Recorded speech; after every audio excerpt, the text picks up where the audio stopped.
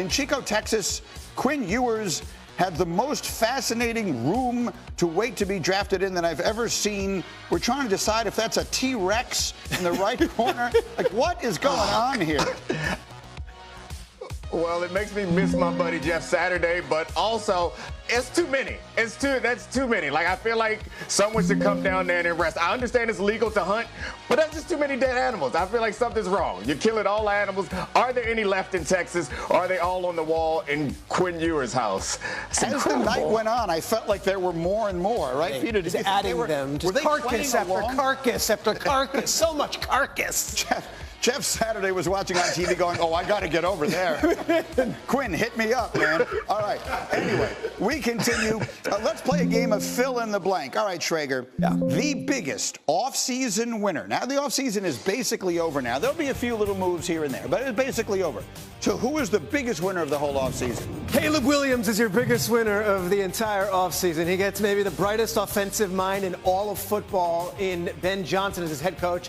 New guard, center, guard combo.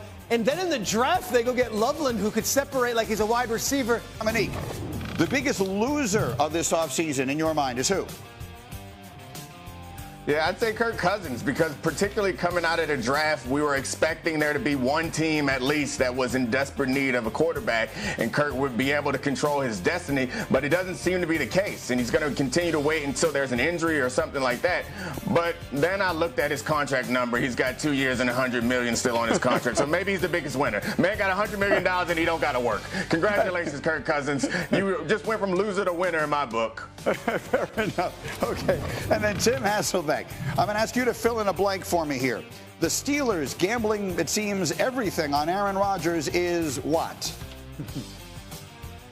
It's risky, Greeny. I mean, look, the reality is, look, they're hoping that Aaron Rodgers is going to choose them back because they waited till the 6th round to draft a quarterback. They had opportunities, to draft prospects that probably seem more ready than Will Howard. Mason Rudolph, I can't imagine is the plan to go into the opener as a starter. So, I think it's risky, and that might even be a mild way of putting it. So, Peter, help me. Yeah. I mean, there has to be. The Steelers are too good an organization to have everything as up in the air as it feels like right now. What is going on there? Steelers are a good organization, but I don't think there is some handshake deal with Rodgers. I honestly believe Rodgers, and from what I'm told, talked to the Giants and the Steelers, and they looked at the Giants and said, hey, look, I have no timetable. I've got things going on in my personal life. If you have to move on, I totally get it. They did. They signed Jameis. They signed Russell. They got drafted a quarterback. He said the same exact stuff with the Steelers after working out with DK Metcalf, after going there and meeting with Tomlin and Arthur Smith. And they said, okay, we'll wait. They've put themselves in a corner here, but it is still only the end of April.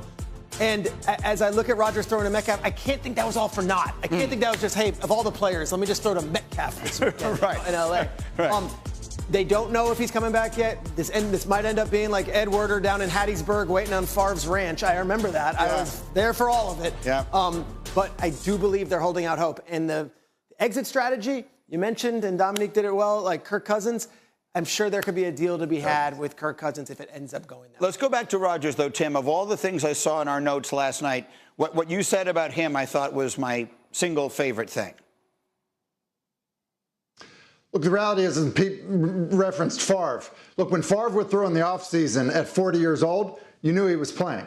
When he stopped, he was done. Like 40-year-old quarterbacks don't throw in the offseason if they're not planning on playing football. It's just the reality of it. Look, I'm not the caliber of players we're talking about, but the same thing happened to me. You know why? Like, it hurts. Like, you don't do it anymore. Like, there aren't guys like Tom Brady. Like, you go like he's not throwing to guys right now. Like, when you're done, you're done. You don't throw in March, April, May if you're done playing football. Like, you don't do it anymore. And so I think the idea that, the fact that Rodgers did it, I think is a massive signal to what his plans are. You don't put cleats on. You don't drop back and throw if you're not planning on playing football at 40 plus years old. Nick. Yeah.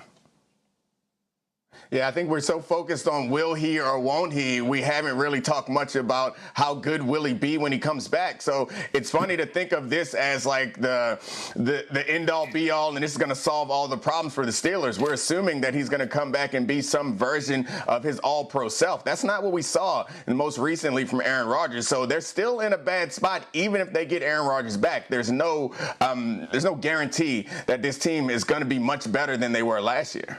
Did you nod along at the Kirk? You said the Kirk Cousins thing. Like, is that? Yeah. I keep thinking. Look, you look at the connections here. Raheem Morris and Mike Tomlin are best of pals. Arthur Smith was in Atlanta for years. It's an easy one. It's not in the division. It's not in the conference. If Kirk Cousins is going to make it, the Steelers could say, we'll pay all of that stuff. Or at least you take some of it, and we'll get him off your hands. They have a break glass option in this somewhere. We got that Jets logo there. He's currently on the market. Who wants him? Well, the Steelers seem to be the team.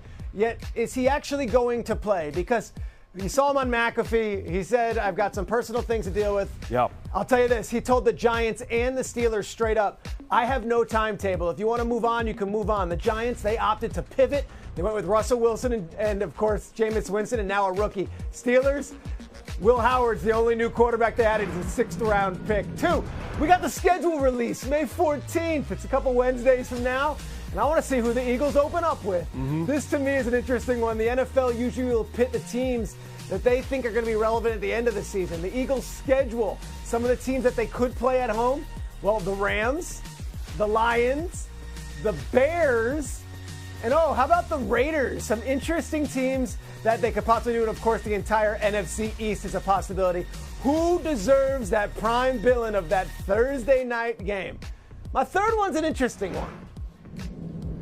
James Cook. You're like, James Cook? Yeah, we know. Josh Allen's the MVP.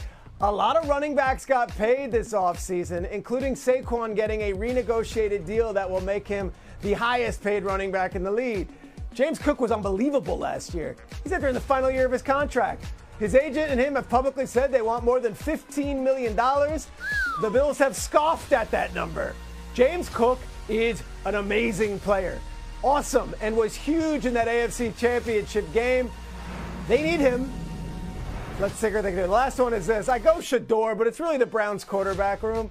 Like, I don't know if they can do Hard Knocks because of all the rules, but I would love to just have a camera on all of these names. Now, look, Deshaun Watson, he's going to be paid $46 million to not play. Must be nice.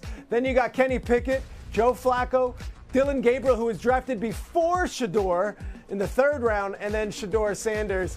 I'm curious, how does it work out in minicamp? How does it work out in training camp? And then when we get to week 1 with the Cleveland Browns, who is under center? And that's your 2 minutes. Peter Schrager, a professional, breaking things down this morning on SportsCenter. Schrager's fantastic. Xin chào tất cả mọi người đã quay trở lại với kênh của mình. Ngày hôm nay mình sẽ tiếp tục hướng dẫn các bạn câu tượng. Tượng hôm nay của mình sẽ có tiêu đề là lông cừu. Các bạn, hôm nay tượng của mình là da cá sấu. Bây giờ mình sẽ bắt đầu tô.